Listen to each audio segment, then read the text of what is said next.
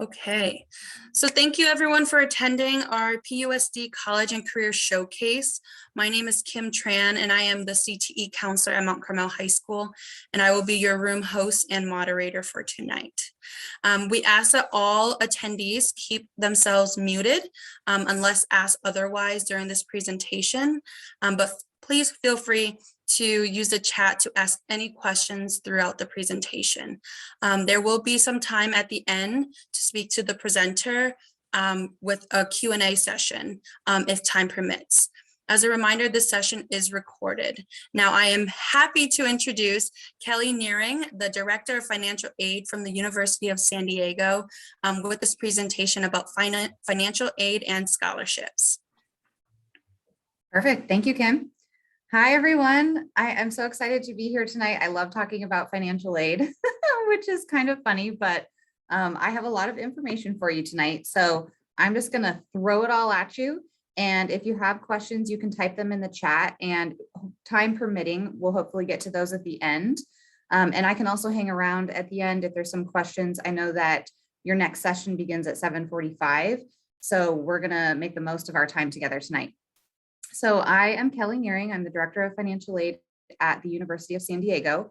And I've been at USD for about 9 years. And in full transparency, before that, I was at San Diego State University.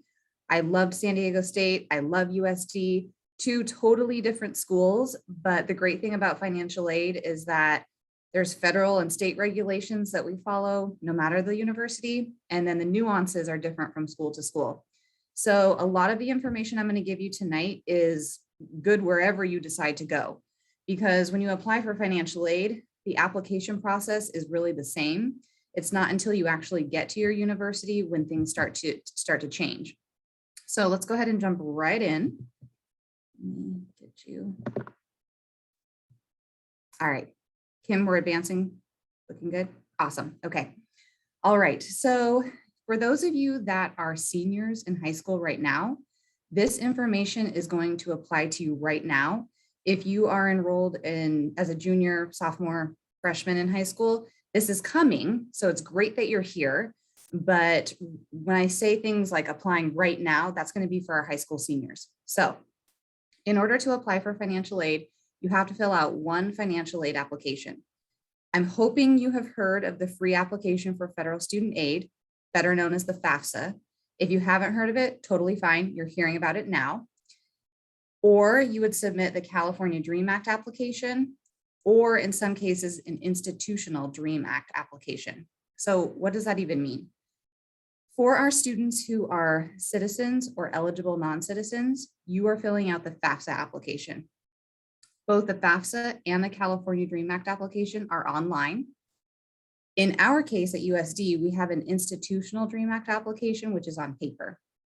So with the California Dream Act application, that is going to be for our California Dreamers, our undocumented or DACA students. And then the institutional Dream Act application is going to be for any students who are out of California. So I know that we're all here in California, but perhaps you have friends or family, and so you can relay that information. So you're filling out one of those applications every year in order to apply for all types of financial aid. In some cases, a school will require what's called the CSS Profile. That is an additional application. So you would be filling out, for example, the FAFSA and the profile. Not all schools require the profile, so you will have to check with each individual school to see if the universities that you're applying to require that. It's very similar to the FAFSA, and all of the applications are asking for the same types of data, but the profile digs a little deeper when it comes to financial information. So let's go ahead and take a look at what these websites look like. That way, when you log in to complete the applications, you'll know you're in the right spot. Just a reminder, please mute yourself. Perfect. So this is the FAFSA website. And if you Google FAFSA or type in fafsa.ed.gov, it will redirect and get you here. And for folks that are returning users, you can see where you log in. And then for our new users, you can see where you log in.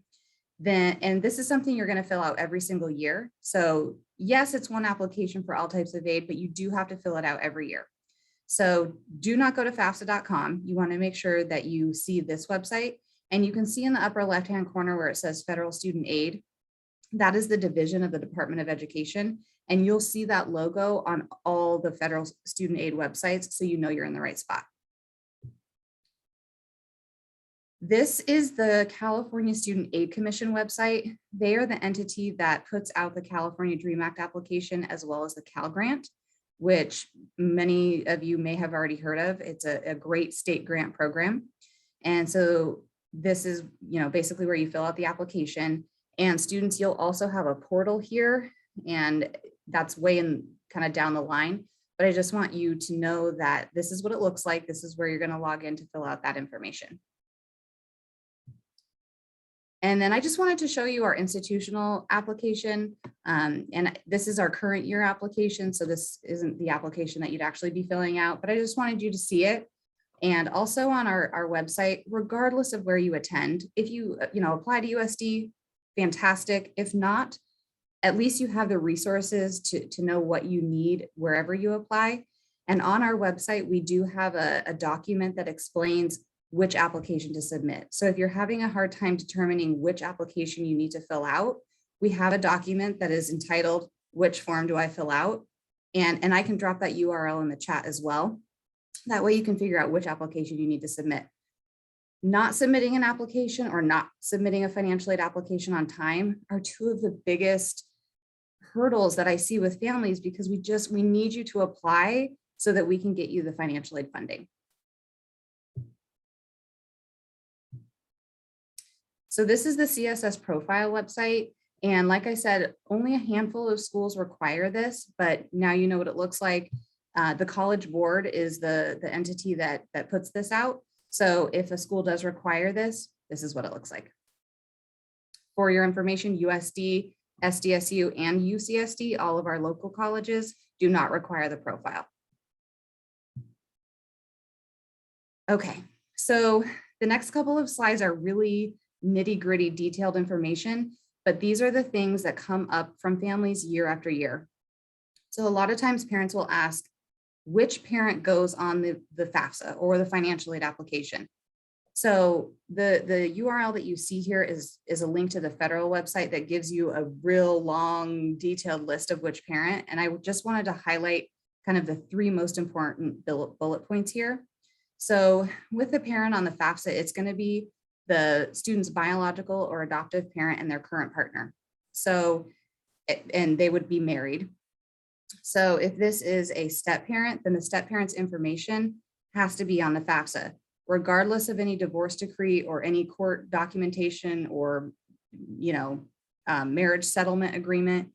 If the biological or adoptive parent is remarried, the step parent's information is required on the FAFSA. If biological or adoptive parents are divorced and not remarried, then it's going to be the parent with who the student lived with the most in the past 12 months. If that truly is a 50-50 split, then it's going to be the parent who provides the most support financially. If you're having a difficult time figuring out which parent this should be, you can absolutely call a financial aid office of any school you're planning to apply to. And this goes for any financial aid question that you have. We don't only answer questions for current students. So if you are planning to, apply to SDSU or UC Riverside or whatever the case may be, you can always call the financial aid office and get your questions answered. Financial aid is so crucial for students, and we want you to apply. We want you to input the correct data. That way we can get you the most financial aid that you're eligible for. And I know it's confusing. I mean, still to this day, there is stuff that I'm like, what? Because, we're dealing with the feds, we're dealing with the state, we're dealing with all of the institutions' policies and procedures. So there's a lot, and there are a lot of hoops to jump through to get financial aid. It's the nature of the beast, but we're here to help. There are, people behind the screens, behind the applications that can definitely walk you through it. So please don't be afraid to reach out to any financial aid office of which you're planning to apply. So a couple of financial aid reminders. Like I said, you have to fill out an application every single year for every single child. So every child that's going to be enrolled in college. So in order to electronically sign the application, everyone has to have what's called an FSA ID, your Federal Student Aid ID. Parents, you're going to have one. Students, you're going to have one. Parents, if you have more than one child in college, your FSA ID works for each child. And the applications open on October 1st. So that's, every year, October 1st, all of the applications open. And in California, the priority deadline is March 2nd. So that's all the schools in California. If you're applying to schools outside of California, you'll want to check what their deadlines are. And really in California, we have that priority deadline because of the Cal Grant. It's a limited grant. And so if you don't have your financial aid application in by March 2nd, you won't be eligible for the Cal Grant. The Cal Grant is amazing. There's other federal grants. All universities have institutional grants. So make sure you make that deadline because schools do run out of funds. The state does run out of funds. So I realize October 1st to March 2nd, that's a huge window. If you fill it out October 2nd or January 15th, it makes no difference. As long as you make the March 2nd deadline, that's the most important thing. Now, if you've already filled out a FAFSA before, you know that it asks for what we call prior year tax information. What does that mean? It's going to be asking you for tax information from 2 years back. So this was a big shift in the industry, gosh, maybe 2 or 3 years ago, where we used to input tax data from just last year, but they changed it. So now it's 2 years back in an effort to have families completing the application with completed tax data. With the 2 year ago information, families do have those taxes completed and they're able to input exact data as opposed to estimated data, which has been great for families. And, which is great because the taxes are completed, but many families will come to us and say, what happened or what was going on in my family 2 years ago? It's not like that now. And so schools have an appeal process. So if you call a school and try to tell them that what's currently happening is, nothing like 2 years ago, they're going to tell you, you still need to fill out the FAFSA with the data that it asks for, and then you appeal on the back end. So input that tax data that is required, and then you can appeal with the school on the back end, and we can basically adjust the FAFSA data to reflect what's currently happening in your family and give the student the best eligibility that they have for financial aid. So I created this chart just to give you an idea of what tax year am I using, what year am I applying in, and for which enrollment period. So for our high school seniors, that top line there, that really applies to you because you would be applying for enrollment for next academic year, which is 22-23. You're applying for financial aid right now in 2021, and the tax information is going to be from 2020. Not something you need to memorize. When you get into the FAFSA, it will tell you what taxes you're using. But I find this chart helpful because it's kind of like 4 years in a row.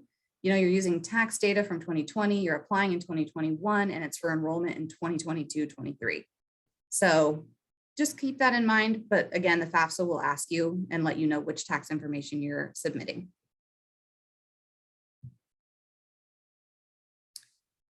Okay, so if you remember anything from tonight, let it be the next 2 minutes. Federal verification is a process in which schools have to collect additional data from you. If you're selected for verification, you didn't do anything wrong.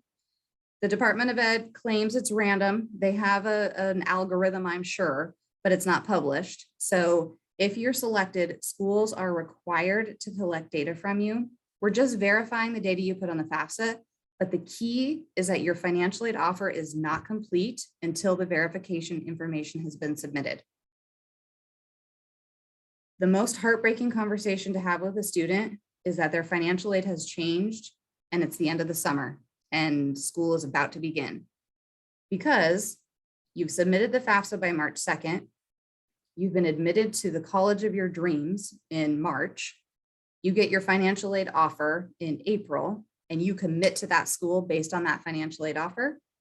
Come to find out, for whatever reasons, there was some incorrect data on the FAFSA, your eligibility changes for the worse, your financial aid package changes completely.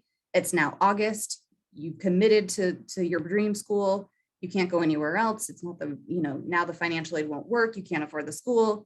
It's heartbreaking. We don't want to have that conversation with you. I definitely don't want you to experience that. So if you are selected for verification, you need to make sure that you submit the information as soon as possible. That kind of March, April, May timeframe is going to be similar no matter what school you attend. We will get the financial aid offers out about a week after you're admitted. So you get your admission, information, you've been accepted, you see your financial aid, you need to check to see if you've been selected or if you have any outstanding documents with the school that you're planning to attend. Because if you can get that information submitted in March, April, then we will do our best to turn it around so that we can give you an official offer of financial aid prior to you having to commit. We know it's a tight turnaround. We know that's our busiest time of year, so we're ready for it, but we need you to submit the documentation. If you're wondering, well, how am I going to know?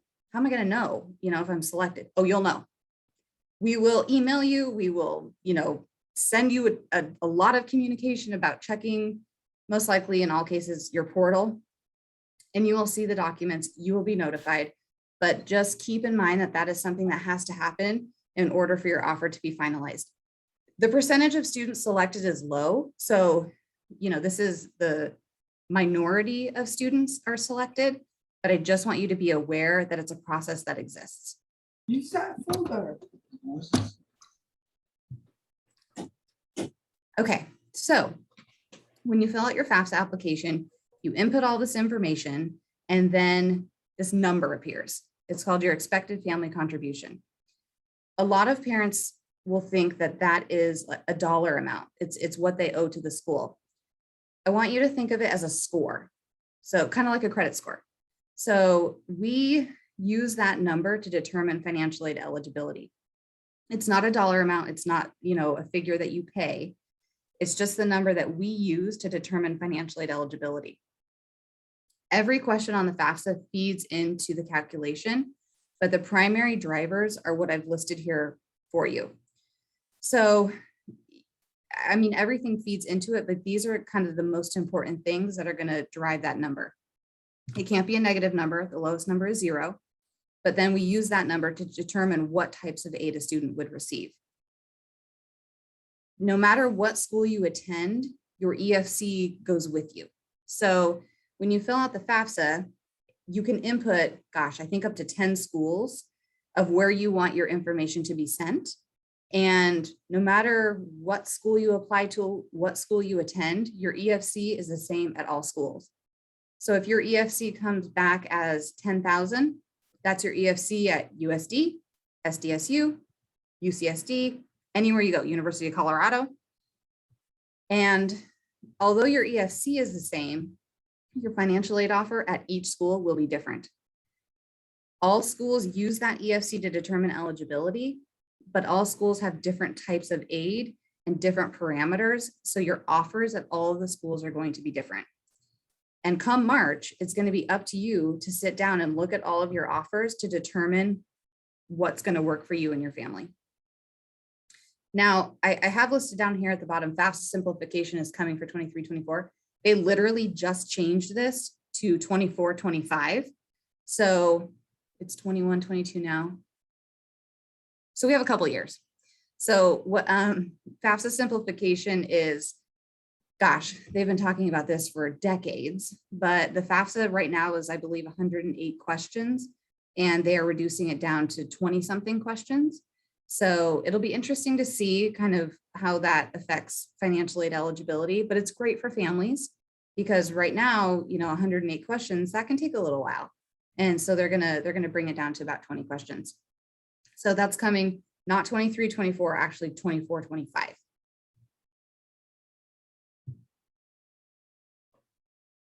Okay, so we're building on a math calculation, so bear with me here.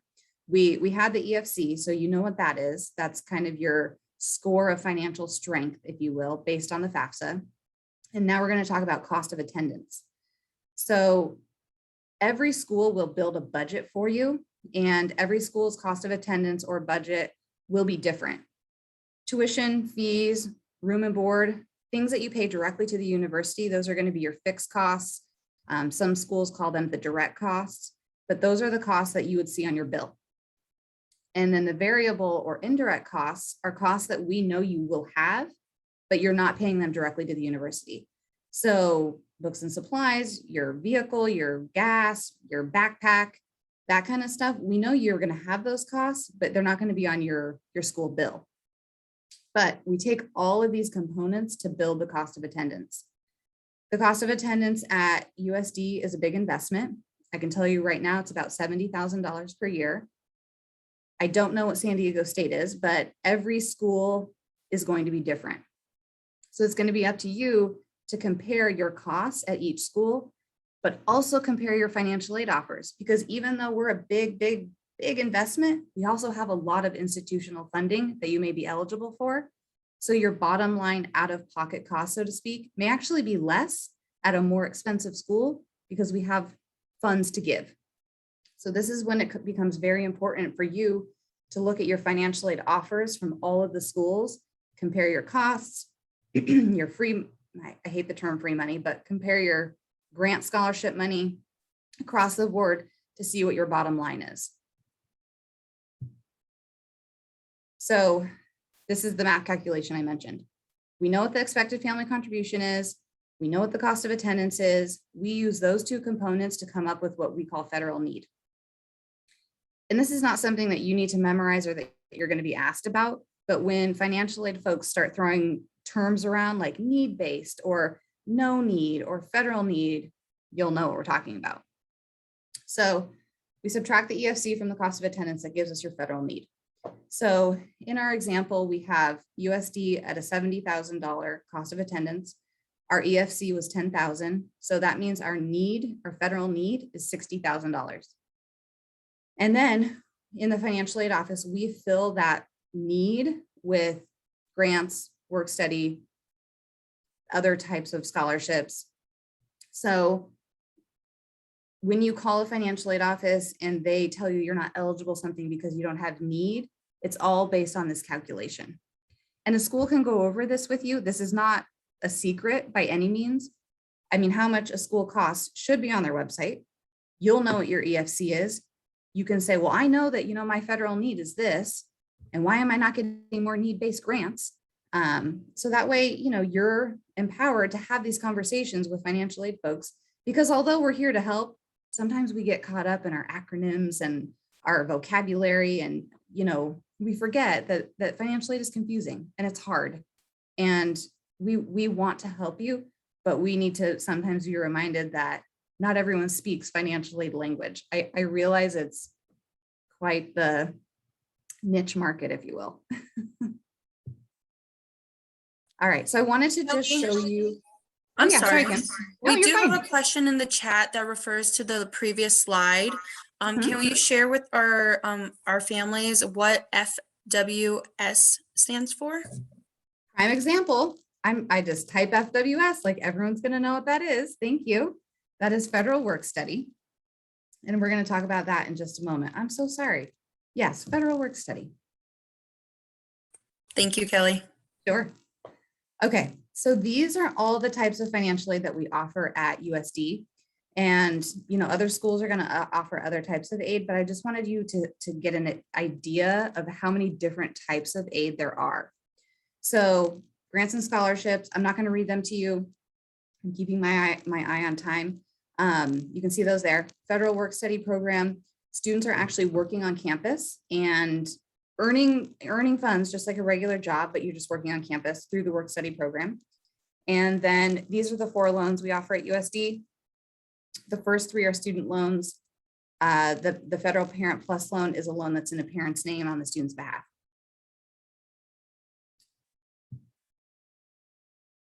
Okay, so now that you have filled out the FAFSA, you got your EFC, you sent your FAFSA to all your schools, you're not selected for verification, you've been admitted to 5 schools and you get 5 award letters. What does that mean? All schools do it differently. Some schools call it financial aid offer, financial aid package, financial aid award. They all mean the same thing. The key here is to determine whether a school awards up to the cost of attendance or not. So in our example, here at USD, we cost $70,000. We're going to offer you $70,000 of financial aid. That's going to be in the form of scholarships, grants, work study loans, but we do offer up to $70,000. So that means, yes, there most likely will be a really big parent loan listed, but we want to give you financial aid options to cover the whole cost of attendance. Some schools, let's say school XYZ, they cost $50,000, and you may get a financial aid offer of $20,000, and you'll see this $30,000 gap because they're only showing you your grants and scholarships. And then at the bottom, it might say you can borrow a loan to help cover the gap. So you might see this $30,000 balance and think to yourself, well, USD is giving me $70,000 and I have a $30,000 gap at XYZ. But remember, at USD, part of the offer is loans. So it's really hard without actually having all of your offer letters to look at. It's hard to explain. So in 4 months, when you have all of these, that's when you need to reach out to us to discuss it. Schools don't negotiate, so don't call me and say, well, XYZ is giving me this. That's fine. It's not a negotiation. The aid that you get at each school is what you're eligible for. But I want you to understand kind of what your out-of-pocket payment may be. Are you willing to borrow a parent loan? Students, are you willing to borrow loans? Are you going to do a payment plan? Kind of what is the plan based on that financial aid package? And then the next question is, can you make that work for 4 years? It's sad when a student commits to a school based on a financial aid package. Everything looks great. The first year goes great, but we didn't think long-term.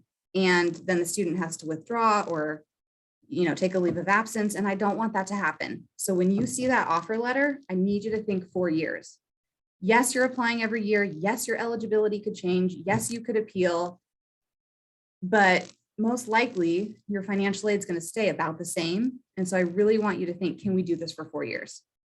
You're not just committing for that first year. So a lot of information there. And in 4 months, you're going to think, what did Kelly say about this? Just call us. We'll help you. So like I said, you're applying every year and things can change. But as long as your financial information stays relatively the same, then your offer should stay about the same. These are some examples of what could dramatically change eligibility for the better or the worse. So I'm not going to read them to you, but just to give you an idea of kind of how things can change while you're enrolled. So I mentioned this at the beginning that you can appeal. Most schools have a form or some kind of like appeal application that you can fill out. And that's your way of documenting that, yes, we put this information in on the FAFSA, but that was from 2 years ago. And what's currently happening in our family is this. At USD, we have a form, but we also ask that you write a letter kind of explaining the situation. Please check with all the schools that you're applying to, because every school does have an appeal process, and I encourage you to appeal. If this is applicable to your family, absolutely appeal, because you could be eligible for additional financial aid. The tricky thing is at the university can only process your appeal prior to you committing if you submit it like in March, because you're thinking, you've offered me this financial aid, but it's based on data from 2 years ago. I want to appeal, but I need to know what my financial aid will look like before I commit to the school based on the appeal. So we're back to that March, April window where it is super impacted. We're really busy, but we do want you to make your commitment to the school based on the finalized offer, even after an appeal. So if you can submit that, in our case, in March, then we can turn it around prior to the May 1 commitment kind of timeframe.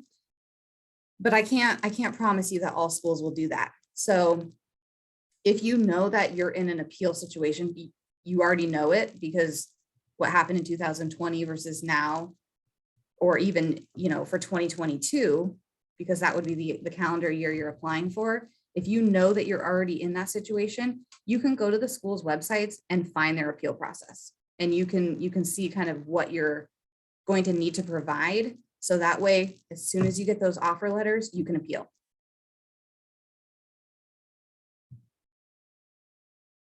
Okay, so this is our actual website. And I know that some folks may not be applying to USD, which is totally fine, but you can still use this resource. And so I wanted to show you, if you're planning to apply to USD, great, excellent.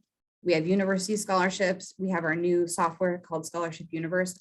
But if you're not applying to USD, still come to this website and check out our scholarship search engines. Those are search engines that we've vetted. We know they're not going to scam you, and you can use them no matter where you go. So I just wanted to show you this for both USD applicants and others. So a couple scholarship reminders, and then we'll have a couple minutes for questions. The thing about scholarships is that they're a little bit different than financial aid, because with financial aid, there's one application. You fill it out, you've applied for everything under the sun. But with scholarships, you have to apply to each one individually. And so, it takes time, it takes effort, it absolutely does. I'm not going to sugarcoat that at all, but there is money out there to be had. And so if students can just, give me an hour a week, that's all I'm asking for you to do scholarship search. Here at USD, we do have a matching tool where you answer questions and we kind of match you to scholarships. But that is for students who are admitted. And just taking a few minutes to find scholarships, it can really pay off. And some scholarships are renewable. You might get $5,000, but it's renewable for 4 years. And sometimes it's that, $1,000 here, $1,000 there, that becomes the tipping point of making a school a reality. And you might think, it's only $1,000. What if I don't get it? It's such a waste of time, but it's really not, because there's a lot of funding out there as long as you put in the time to apply. And that's not something that you just do for your first year. That's something you're doing the whole time that you're enrolled. Some are renewable, but some aren't. So I highly encourage you to search for scholarships. An hour a week, that's all I want. And I will too follow up with that. At Mount Carmel, we also have in our counseling center a running scholarship list. So that is helpful for all of our MC students. Awesome. Okay, great. So we have a few minutes. I know we technically end in 2 minutes and your next session is in 7 minutes. I will hang around. But Kim, if you can see a couple of questions, we can. Yeah. Maybe get a couple. So one of our first questions that we got earlier on was, is the FAFSA apply to all schools across the country? And is the California Dream Act only apply for California? Yes and yes. FAFSA nationwide, California Dream Act, California only. Perfect. Our second question was, this family filled out the FAFSA application, but couldn't submit until they needed parent signature verification. How would they do that, or do they need to start from the beginning? Definitely don't need to start from the beginning. It sounds like parent needs an FSA ID in order to electronically sign it. So parent needs to sign up for their own FSA ID in order to electronically sign it. Perfect. We have a family. What if I don't pay my taxes? Can I apply for FAFSA? Oh, that is a loaded question. You can. If you're selected for verification, we would require your tax information. So you run that risk. If you're not selected, you could skate through the whole time. If you are selected, you won't be able to get financial aid until we receive the taxes. Perfect. I think our next question, do we get more financial aid if 2 students are going to college at the same year? Currently, yes. With FAFSA simplification, no. So right now and for forever, it has been the case where, multiple children in college, the expected family contribution comes down, eligibility goes up. But with FAFSA simplification, they're taking that out of the equation. So multiple children in college will no longer be a factor. Okay, our next question, we had, say parents were helping students with their financial aid the first year, but second year student gets a job and is filing taxes separately. Would the student be able to link parents' income and assets? So is our student working or is a sibling working? Student. Student, okay. So students don't become independent for financial aid reasons until they turn 24 or get married, have a child, in the military, that kind of thing. But by just having their own income, filing their own taxes, claiming themselves on their tax return doesn't make them independent for financial aid. Perfect. Two more questions I see here. What is a parent loan versus student loan? Good question. A parent loan is a loan in the parent's name, but you're only eligible to borrow it because you have a student enrolled in college. There is a credit check on the loan. The terms are a little bit different than a student loan. The interest rate is higher. The repayment years are longer. The amounts, there's no cap on the amounts. With a student loan, students can be eligible for either a subsidized or an unsubsidized loan. The subsidized means there's no interest while the student is in school. And there are federal loan limits. For example, first year students can only borrow $5,500 in federal loans total. So at USD, as you know, we're a big investment. So if a student can only borrow $5,500, you would see a really big parent loan. Perfect. You're not required to borrow. I'm sorry, Kim, I didn't mean to interrupt. Free money, we assume you want it. You don't have to accept it. You don't have to agree to it. You just get it. With a loan, it's offered to you and you have to actively accept it, go through all the steps to get it. So don't think that just because you see a loan on your financial aid offer, that means you're borrowing it. Not at all. Perfect. Thank you for that clarification.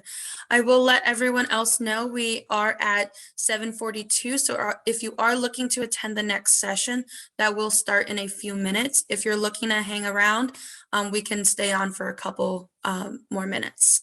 Okay. So one of our questions, does the order of the 10 schools on the FAFSA matter? It does, because the Cal Grant information is only sent to the school that you list first. That doesn't mean that you can't get Cal Grant at schools 2 through 10. It just means that a school would have to manually retrieve your Cal Grant information. It can be done. It's not hard. It's not a big deal. So don't get hung up on the order.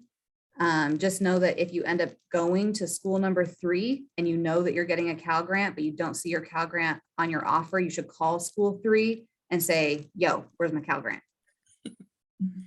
Perfect. Does EFC include parents' retirement account?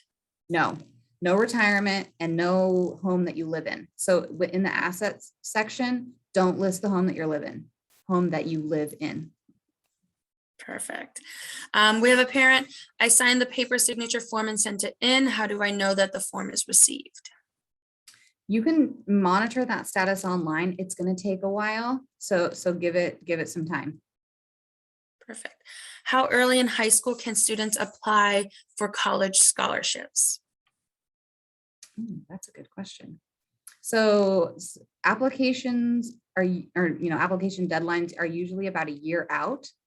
And so I feel like everything kind of really starts when senior year starts, because that's when you start applying for admission. You can start applying for scholarships. In October, you're applying for financial aid. So, freshman year through junior year, you're doing all the great things that you will later put on all of these applications, but you're not actually starting to apply for things until senior year. Perfect. And then one question, is 529 college savings account an asset? It is not, no. All right. And that will conclude all of our questions. Okay, great. Okay, well, thank you everyone for joining us tonight. This session is recorded and will be available later for future viewing. And if you have any questions, Kelly, would you mind just putting your information back up for everyone if they can contact you for questions? So I don't think I had it in, I don't think I have my contact information on slide 1. Okay, So let me just put it here in the chat. perfect. And again, thank you everyone for joining us tonight. If you have any questions, please feel free to reach out.